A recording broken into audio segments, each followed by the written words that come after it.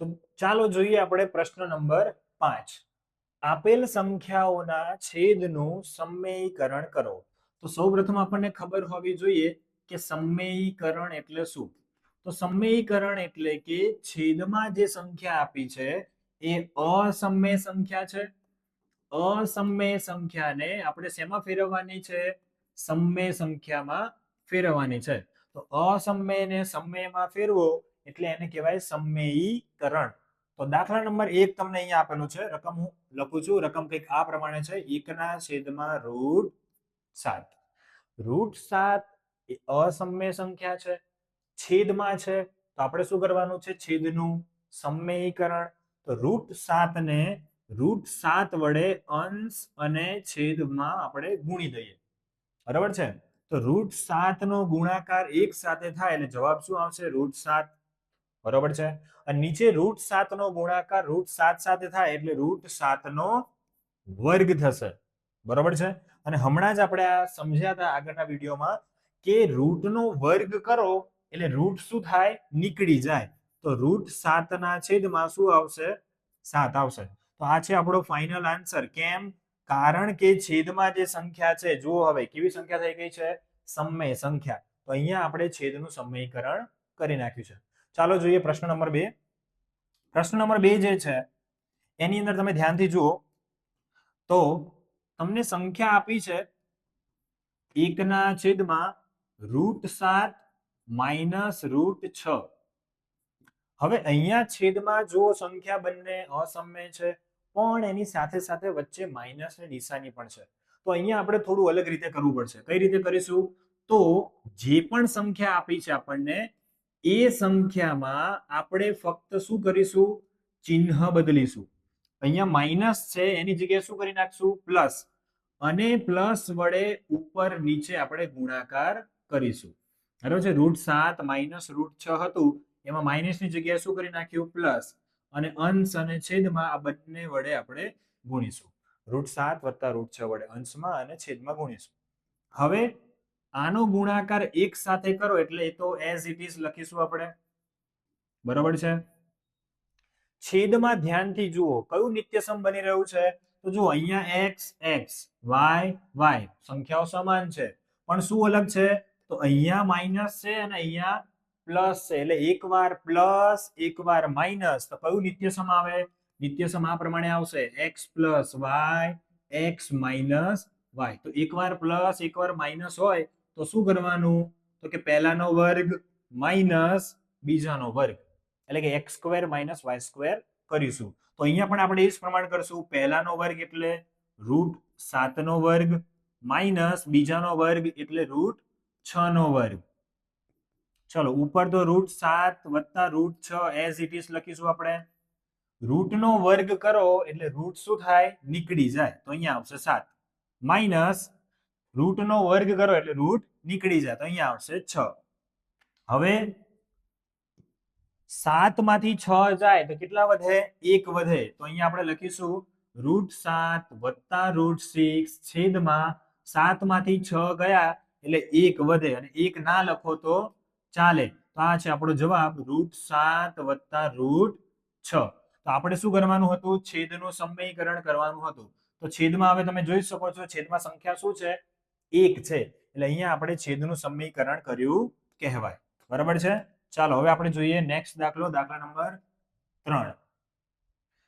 આપેલ સંખ્યાઓના છેદનું સમમેયીકરણ કરો. તો સૌપ્રથમ દાખલા નંબર 3 આપણે જોઈએ.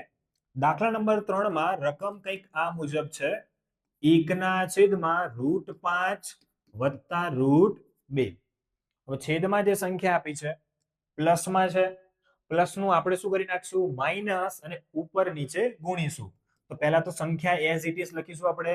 √5 + √2 ગુણ્યા √5 + √2 છે એની જગ્યાએ શું થઈ જશે? માઇનસ થઈ જશે. √5 - √2 છેદમાં √5 - √2. પ્લસનું માઇનસ કરી નાખ્યું અને અંશ અને છેદમાં એના વડે ગુણી દઈએ છે. આના વડે 1 ને ગુણીએ એટલે ઉપર તો સંખ્યા તમને એઝ ઇટ ઇઝ મળશે. √5 - √2. નીચે ધ્યાનથી જુઓ સંખ્યા શું છે? હમણાં જેમ આપણે આગળના દાખલામાં જોયું x plus y x minus y. એકવાર પ્લસ છે એકવાર માઇનસ છે. જો એકવાર પ્લસ એકવાર માઇનસ હોય એટલે કે આ નિત્ય સમ હોય x plus y x minus y, તો શું કરવાનું? પહેલાનો વર્ગ એટલે કે x સ્ક્વેર માઇનસ બીજાનો વર્ગ એટલે કે y square. x square minus y square કરશું તો પહેલાનો વર્ગ એટલે √5 નો વર્ગ માઇનસ બીજાનો વર્ગ એટલે √2 નો વર્ગ. ઉપર સંખ્યા એમને એમ લખીશું આપણે √5 માઇનસ √2 અને રૂટ નો વર્ગ કરો એટલે રૂટ શું થાય? નીકળી જાય, તો નીચે આવશે 5 માઇનસ √2 નો વર્ગ કરો એટલે રૂટ નીકળી જશે તો અહીંયા આવશે 2. તો અહીંયા પણ આપણને કંઈક આ મુજબ મળશે √5 માઇનસ √2 છેદમાં 5 માંથી 2 જાય તો કેટલા વધે? 3 વધે. તો આ છે આપણો ફાઇનલ આન્સર √5 માઇનસ √2 છેદમાં 3. તો છેદમાં 3 આવે એટલે કે છેદનું આપણે શું કર્યું કહેવાય? સમમેયીકરણ. એના પછી છે ચોથો દાખલો અને આ પ્રશ્નનો છેલ્લો દાખલો. તો દાખલા નંબર કંઈક આ રીતે છે. 1/7 √7 માઇનસ √2 બરાબર છે. કંઈક આ પ્રમાણે રકમ આપણને આપી છે. √7 માઇનસ 2 આપ્યા છે. સ્ટોપ. તો ચાલો હવે આપણે જોઈએ દાખલા નંબર 4. પ્રશ્ન 5 નો આ છેલ્લો દાખલો છે. તો દાખલા નંબર 4 માં કંઈક આ મુજબ રકમ આપણને આપી છે. તો અહીંયા આપણે શું કરીશું? સૌપ્રથમ તો રકમ જે છે એઝ ઇટ ઇઝ સૌપ્રથમ લખી નાખીએ √7 માઇનસ 2.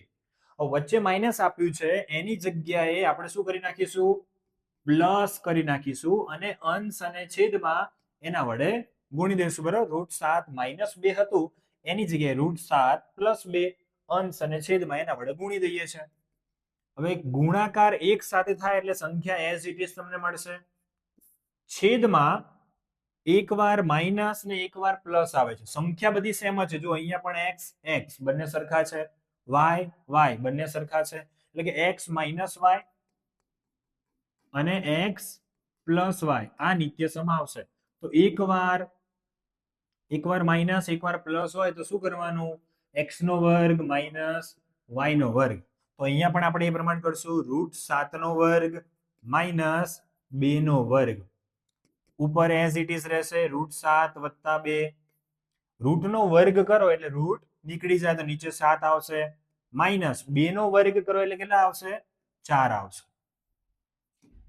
તો રકમ આપણને આ પ્રમાણે મળે છે. હવે છેદમાં 7 માઇનસ 4 છે. 7 માંથી 4 જાય એટલે કેટલા વધે? 3. તો આ છે આપણો ફાઇનલ આન્સર. તો અહીંયા સ્વાધ્યાય 1.4 પૂરું થાય છે. હવે નેક્સ્ટ ટાઈમ આપણે જોઈશું સ્વાધ્યાય 1.5. ત્યાં સુધી આવજો. જય હિન્દ, જય ભારત.